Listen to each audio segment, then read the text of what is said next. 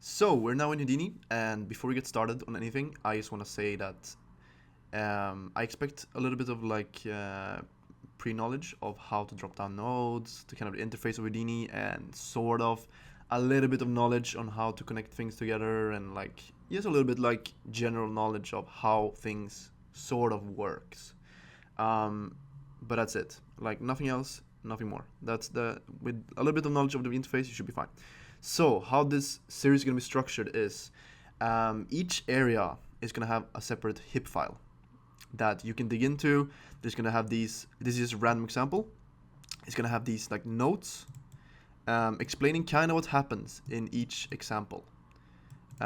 Each area has about 10 to 15 examples. So if you go to the pyro example, for example, it's going to be 15 different examples of what you can do with pyro, how to do it, and this kind of things.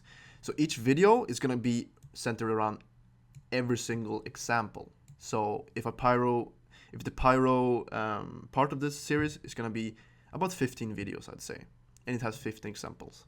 So yeah, and you could totally just go into a hip file, read the instructions here, and kind of figure it out on your own, not even watching the videos. It's totally up to you. You have both options, so yeah, I just wanted to lead off with that. So yeah, let's get into introduction to points.